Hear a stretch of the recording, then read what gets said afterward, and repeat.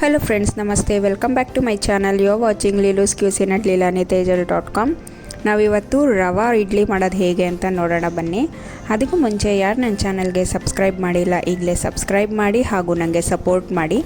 ನಿಮಗೆ ನನ್ನ ವಿಡಿಯೋಸ್ ಇಷ್ಟ ಆಗಿದ್ದಲ್ಲಿ ಲೈಕ್ ಮಾಡಿ ಹಾಗೂ ನಿಮ್ಮ ಫ್ಯಾಮಿಲಿ ಆ್ಯಂಡ್ ಫ್ರೆಂಡ್ಸ್ ಜೊತೆಗೆ ಶೇರ್ ಮಾಡಿ. ನಿಮ್ಮದೇನೇ ಸಜೆಷನ್ಸ್ ಇದ್ರೂ ನನಗೆ ಕಮೆಂಟಲ್ಲಿ ತಿಳಿಸಿ. So let's get into the video.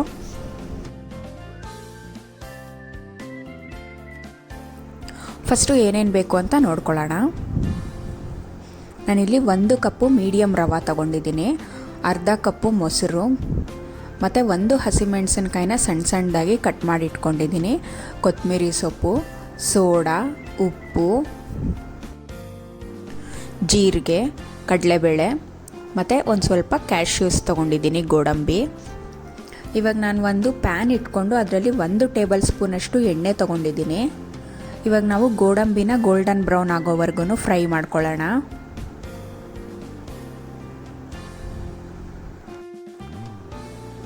ಗೋಡಂಬಿ ಫ್ರೈ ಮಾಡ್ಕೊಂಡಿದ್ದಾಗಿದೆ. ನಾನು ಅದನ್ನು ಒಂದು ಸಪ್ರೇಟ್ ಬೌಲಲ್ಲಿ ತೆಗೆದಿಟ್ಕೊಂಡಿದ್ದೀನಿ. ಇವಾಗ ನಾನು ಅದೇ ಗೋಡಂಬಿ ಫ್ರೈ ಮಾಡ್ಕೊಂಡಿರೋ ಎಣ್ಣೆಗೆ 1/4 ಸ್ಪೂನಷ್ಟು ಸಾಸಿವೆ ಹಾಕ್ಕೊತಾ ಇದ್ದೀನಿ. ಸಾಸಿವೆ ಚೆನ್ನಾಗಿ ಚಿಟಪಟ ಅಂತ ಸಿಡಿದ ಮೇಲೆ ನೆಕ್ಸ್ಟು ಕಡಲೆಬೇಳೆ ಹಾಕ್ಕೊಳ್ಳೋಣ.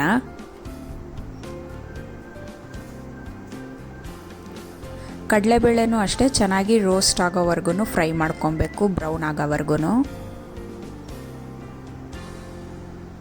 ಇವಾಗ ಕಡಲೆಬೇಳೆ ಬ್ರೌನ್ ಆಗಿದೆ, ಅದಕ್ಕೇ ನಾನು ಕಟ್ ಮಾಡ್ಕೊಂಡಿರುವಂಥ ಹಸಿಮೆಣಸಿನ್ಕಾಯಿ ಹಾಕ್ಕೊತಾ ಇದ್ದೀನಿ.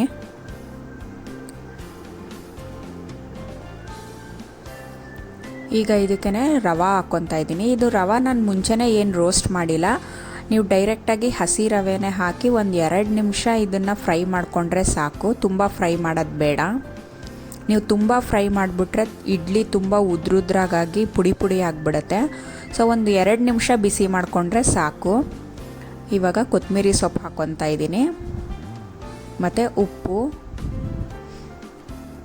ನೀವು ಇದನ್ನು ಬೇಕಾದ್ರೆ 3 ಮಂತ್ಸ್ವರೆಗೂ ಸ್ಟೋರ್ ಮಾಡಿ ಇಟ್ಕೊಬೋದು, ಏನೂ ಆಗಲ್ಲ. ಒಂದು ಜಿಪ್ಲಾಕ್ ಬ್ಯಾಗಲ್ಲಿ ಹಾಕಿ ಫ್ರೀಝರಲ್ಲಿ ಇಟ್ಕೊಂಡ್ರೆ 3 ಮಂತ್ಸ್ವರೆಗೂ ಸ್ಟೋರ್ ಮಾಡ್ಕೊಬೋದು.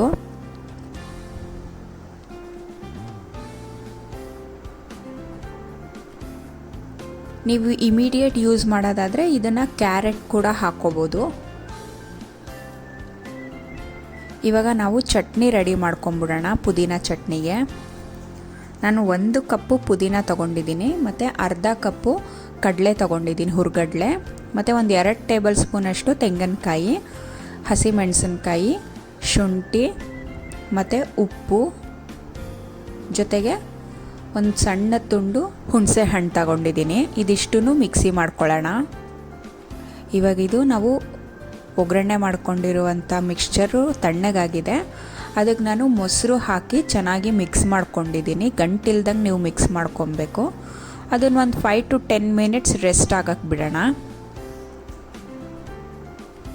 ಇವಾಗ 5 ಮಿನಿಟ್ಸ್ ಆಗಿದೆ. ನಾನು ಅದಕ್ಕೇ ಸೋಡಾ ಹಾಕ್ಕೊತಾ ಇದ್ದೀನಿ. ಮತ್ತು ನಾನು ಅದೇ ಟೈಮಲ್ಲಿ ಇಡ್ಲಿ ಪ್ಲೇಟ್ಸ್ ಕೂಡ ರೆಡಿ ಮಾಡಿಟ್ಕೊಂಡಿದ್ದೀನಿ, ಗೋಡಂಬಿ ಇಟ್ಕೊಂಡು. ನೀವು ಸೋಡಾ ಹಾಕಿ ಮಿಕ್ಸ್ ಮಾಡಿದ ತಕ್ಷಣ ಇಡ್ಲಿ ಸ್ಟೀಮ್ಗೆ ಇಟ್ಬಿಡಬೇಕು, ವೆಯ್ಟ್ ಮಾಡಿಸ್ಬಾರ್ದು. ಸೊ ಇವಾಗ ನಾವು ಒಂದು 10 ಮಿನಿಟ್ಸು ಸ್ಟೀಮಿಗೆ ಇಡೋಣ ಇದನ್ನು.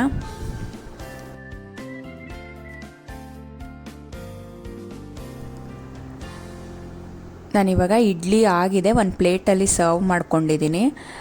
ಬಿಸಿ ಬಿಸಿಯಾದ ರವಾ ಇಡ್ಲಿ ವಿತ್ ಪುದೀನ ಚಟ್ನಿ ರೆಡಿ ಇದೆ.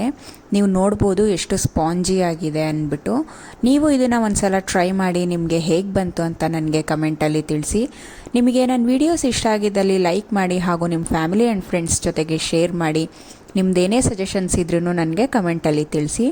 ಇದೇ ಥರ ಈಸಿ ಆ್ಯಂಡ್ ಸಿಂಪಲ್ ರೆಸಿಪೀಸ್ಗೋಸ್ಕರ ನನ್ನ ಚಾನಲ್ಗೆ ಸಬ್ಸ್ಕ್ರೈಬ್ ಮಾಡಿ ಹಾಗೂ ನನಗೆ ಸಪೋರ್ಟ್ ಮಾಡಿ. Thank you for watching. Bye.